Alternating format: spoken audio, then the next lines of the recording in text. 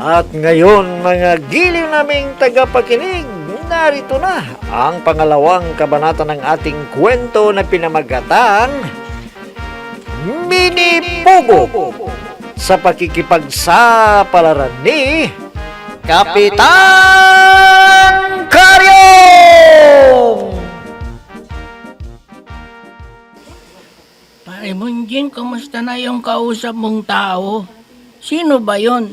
Siya yung nagsabi sa akin ni magtatrabaho ako na wala akong gagawin. Ha? Taga saan ba ang taong yun? Hindi ko alam. Basta ang usapan namin ni magtatrabaho daw ako sa kanya na wala akong gagawin. Kilala mo na ba kung sino siya? Ano ang pangalan niya? Taga saan siya at anong negosyo niya? Naku, may sinabi siya sa akin pero nakalimutan ko. Ano na nga ba yun? Isipin mo kung anong sinabi niya. Mamaya masamang tao pala yun. Pati kami madadamay. Kilala ko kung sino ang taong yun na nakipag-usap sa'yo, Bunjeng. Lola Insyang, kilala mo kung sino ang taong yon? Sino siya? Isang boss ng Mini Pugo at mamamatay tao. Ha? Patay!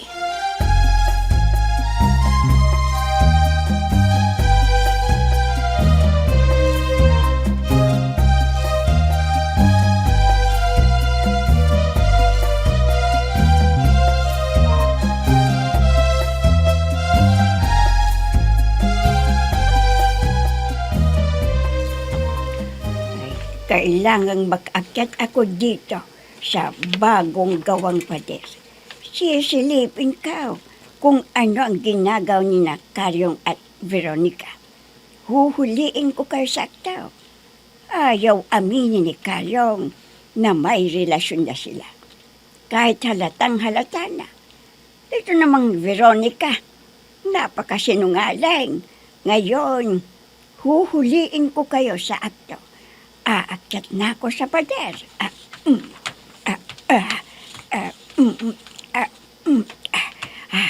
Nandito na ako sa taas. I-video ko sila. Ang tagal nilang Kapitan at Veronica sa CR. Kaya dito na lang tayo sa bagong pader. Ay, oo, dito. Sabay na tayong umihi sa bagong pader. Ang mga bastos, dito pa iihi sa bagong gawang pader. Huwag sana silang tumingala. Ambre, Ha? bakit ang tagal nilang Kapitan at Veronica sa loob ng CR? Ano ba yung ginagawa nila? Ay, nako, iwan ko. Ay, iihi na ako. Ay, Bastos talaga sila. Ibinabanan nila ang kanilang mga brief. Kitang-kita ang buong mukha at balbas ng manoy nila. Nakaw, sira-sira na ang brief nila. Di ba lang sila makabilay? Ay, naku. Ang pangit. Di ba pala natuyo at tumigas itong pader? Ay, babagsak na! Ay, Kap, ano yun? Bumagsak ang bagong pader. Ay, oo. Natagalan ng demonyo. Sa Satanas! Kapitan! Nagbagsak! May bumagsak na demonyo! Yung bagong pader! Ba, Kapitan? Ay, sa mga Nako. tarantado! Hindi ako demonyo! Ay, demonyo! Aray Bumagsak ka! na pader! Nabalian yata ako ng buto! Aray ka! Tulong! Tulungan niyo ako! Tulong!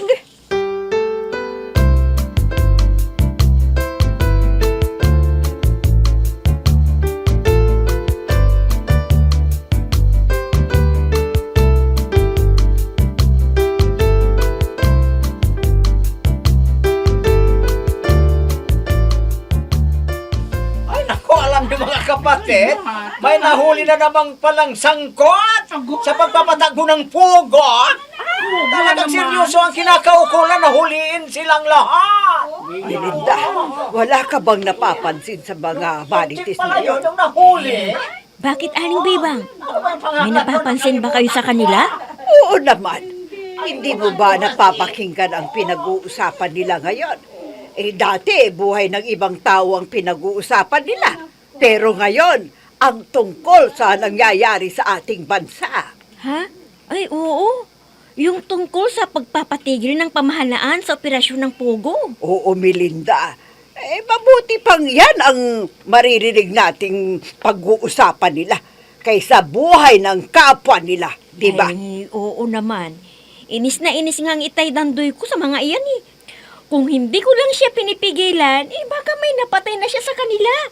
Ay, lalo na, nang ikinismis nilang bata ni itay, si Aling Insyang. Ay, nako. Gusto niyang pagpapatayin silang lahat.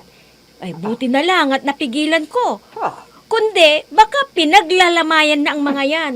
ganun ba? Ay, nako, bantayan mo ang itay mo. Baka balang araw, matuluyan niyang mapatay ang mga yan.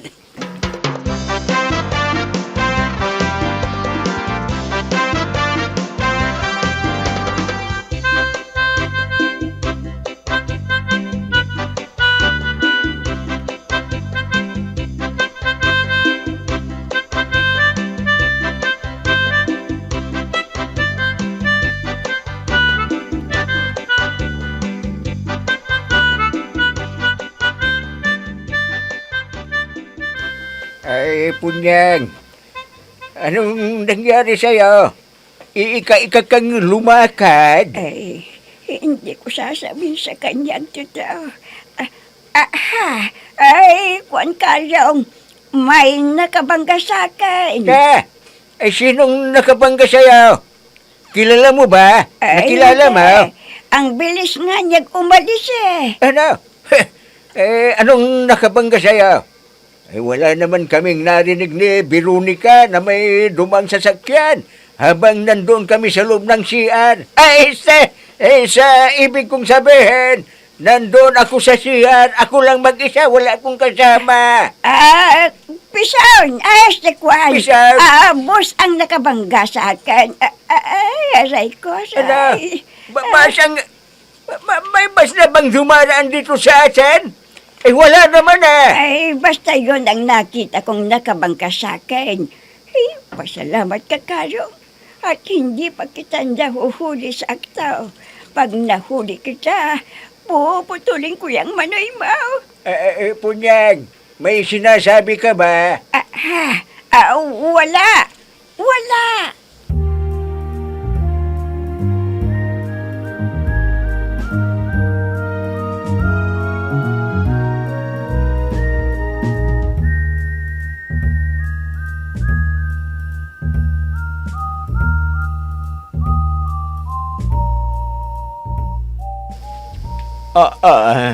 Nako, makakapatay ako ng tao, pare Asyong. Makakapatay ako.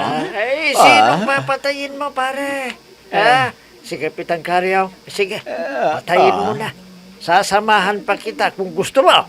Hindi si Kapitan. Nako, napakalaking problema ito. Napakalaki ng lugi ko, pare. Kung hindi si Kapitan ang papatayin mo, sino? Pare? Sila Boy at Bundeng. Ay, bakit mo sila papatayin? Kapangarig natin sila, pare. Nako, dinisgrasya nila yung binili kong panabong na manok, pare. Dinisgrasya nila. Anong ginawa nila sa manok, Abay, nako, niluto nila, inadubo pa. Kaya papatayin ko sila. Titinulain ko sila dalawa o kaya iaadobo ko rin silang buhay, pare. Tama na yan, pare. Tama na. Bumili ka ulit ng manok. Teka nga pala. Bakit napunta sa kanila yung manok mo, Sabi kasi ni Boy, si Buyas, marunong daw mangkondisyon ng panabong si Bunjeng. Ayun pala, marunong magluto ng adobo at tinulang manok. Kaya papatayin ko silang dalawa, pare. Titinulain ko rin sila at titinula. Kalimutan mo na yan. Ang mabuti pa, idaan na lang natin sa inuman para malimutan mo yung init ng ulo mo. Uminom na lang tayo.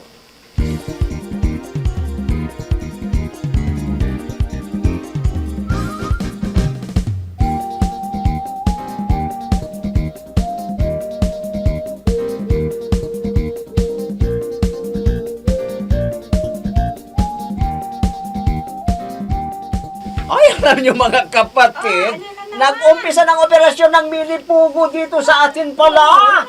Kaya susubukan din natin sumukal. Baka sakaling manalo tayo, magiging milyonaryo din tayo, hindi ba? Aling di ba?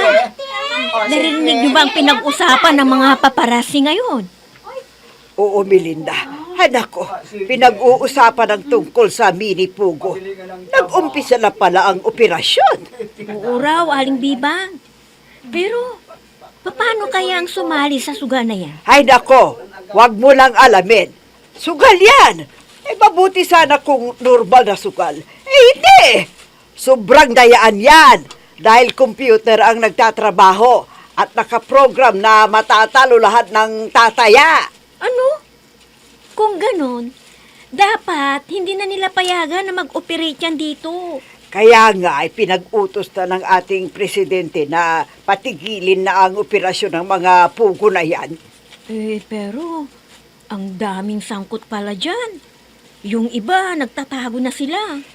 Ano ba talaga yung pugo na yan, ha, Melinda? Ang ibig sabihin niyan ay ang Philippine Offshore Gaming Operators o POGO. Iba't ibang uri ng online gambling firms na nag-ooperate dito sa Pilipinas. Pero ang pangunahin nilang mga customers ay mula sa labas ng bansa. Ganun pala. Pero yung pinag-uusapan ng mga paparazzi na yan, konektado pa kaya sa dating pogo? Malamang, Aling Bibang. Dahil sugal din yan Kaya kailangang alamin nila, Kapitan, kung anong klaseng sangay ng pogo yung pinag-uusapan ng mga marites na yan. O sige, sige. Ako na ang bahalang magparating kay Kapitan para manmanan sila.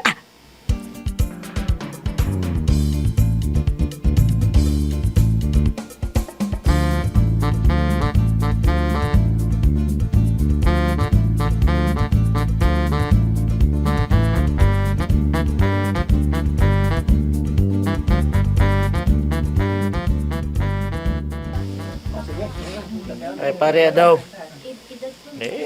Ang daming tumaya sa online sabong na sa araw na ito. Tiba-tiba naman tayo dito. Ako na, oo Ah? pare. Halos lahat ng barangay dito sa bayan ng Nangisayan ay tumaya. Tinangkilik ang mini pugo natin na pare. Ay, nako. Malaking perang malilikom natin dito, pare. Pero kunti lang ang ibibigay natin sa barangay. Abay, oo naman. Tayo ang naghirap. Kaya dapat tayo rin ang makikinabang. Oo naman. Bobo yan si Kapitan Kulang Oo. sa diskarte. Oo, sinabi mo pa pare. Talagang siya ang pinakabubo sa lahat ng bubo sa bala ng lupa. Nako. Ayan, pare, ha? Mag-uumpisa na ang unang sultada. Pati yung mga tauhan natin, nakikipusta na rin. Oo nga pare. Oh. Makakaipon na ako nito ng pangdit ko kay Veronica. Napakatulis mo naman, pare. Nako. Pagkatapos ni Melinda, isusunod mo na naman si Veronica. Matulis ka talaga, pare.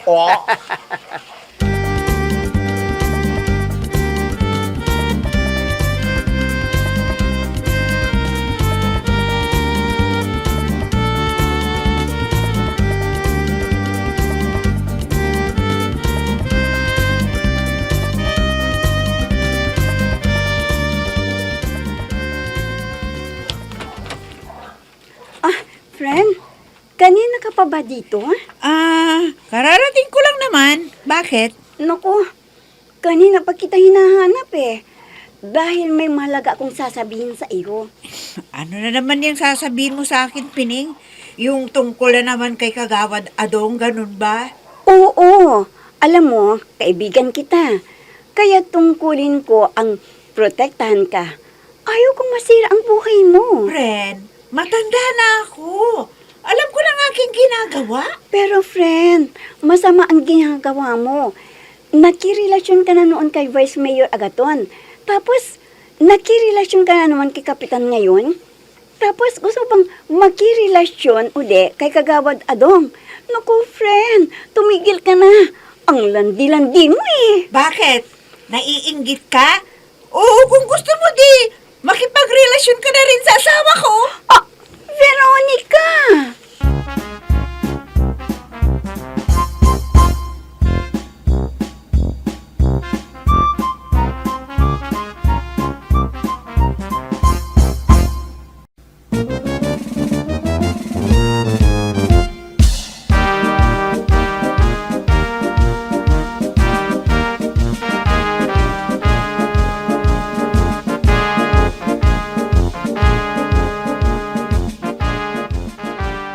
Ay, nako, sayang.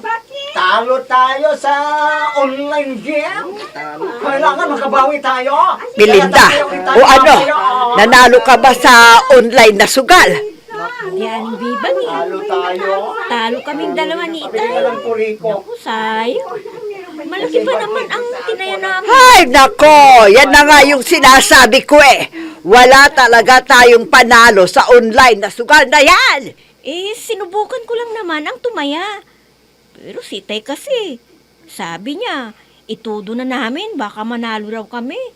Pero, malas eh. Hindi malas yan, Melinda. Ha? Eh, anong tawag doon? Natalo nga kami. Ang tawag doon, ha? Katangahan! Aling Bibang!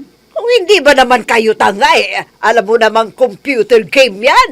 Alam mong nakaprograma para talunin lahat ang mananaya. Tumaya pa kayo mag-ama.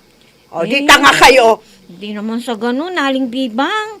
Sinubukan nga lang namin eh. Ay, Tita Bibang! Oh, si Darwina, nandito na. Bakit kaya ganyan ang itsura niyang dumating? Parang na-hold up yata. Tita Bibang! Tita! Oh, ano nangyari sa'yo? Tito. Bakit ganyan ang itsura mong dumating, ha? Darwina, Minalas ako sa araw na ito. ano? Sobrang kamalasan ang nangyari sa akin. Bakit? Ano bang nangyari sa'yo? Alam ko, tita, yung puhunan natin sa tindahan, natalong lahat sa online sabon. Ano? Sus Maria Josep!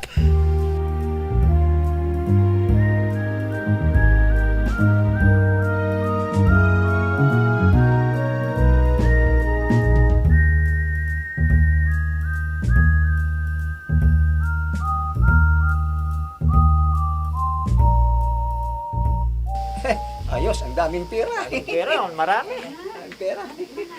Pare Adong.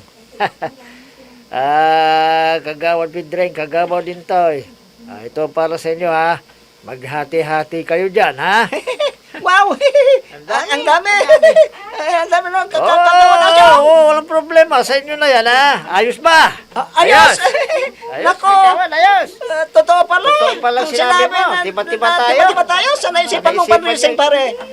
Kagawad. Huwag nyo nang banggitin kay Kapitan Karyo nga na marami tayong nalikom na pera, okay? Oo naman kagawad. Hindi namin Ay, sasabihin sige, yan. makakalis na kayo. Huwag kayong magpahalata na may natanggap kayong ganyang kalaki ng perang halaga, ah? Oo! Sige, alis na kami! Pariadong, tuwang-tuwang mga mukong na yun, oh. Mga tanga, tulad ni Karyong. Oo nga eh. Di ba? Halata na mukhang pera sila. Hindi nila alam na kapiranggot lang yung kwan. Sa totoong kinihita natin sa mini pugo. Paano yung nga para kay Kapitan? Magkano ang ibibigay natin sa kanya, pare? Bakit natin bibigyan? Hindi siya kasama sa discarding ito. Yung para sa pundo ng barangay, pare.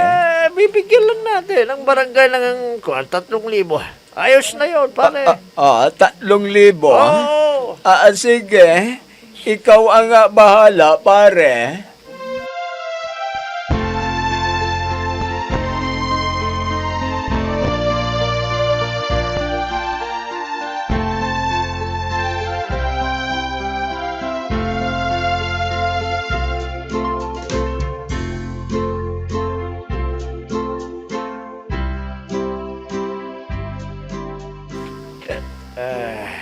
Pare. Ah. Tama may tungkol ba? Dinadaanan natin. Oo, pare. Tama ba ito? Nandito na tayo sa malapit na sakwan, barangay hall. Naparami tayo ng inom, pare. Diba? Oo nga. Singa ko Buti na lang nakaya pa natin maglakad na pauwi. Wala palang ko. Bumabiyahe tricycle kapag ganitong oras na. Naglakad tuloy tayo. Oo nga, pare. Madilim. Pati si Nole hindi na pumapasada ng gabi. Andun sa kabinya. At naiihi ako, pare.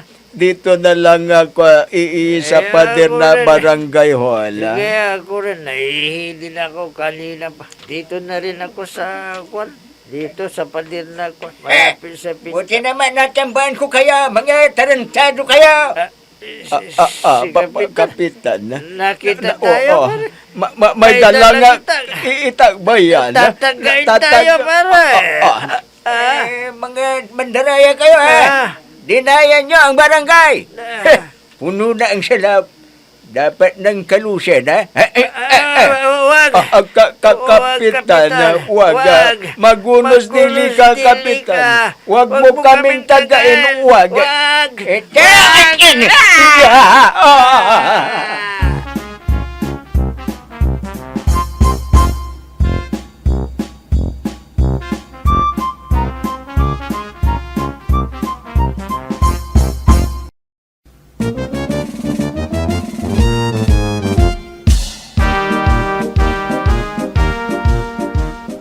Tuluyan na kayang mautang ni Kapitan ang buhay ni Kagawad Asyong at Kagawad Adong.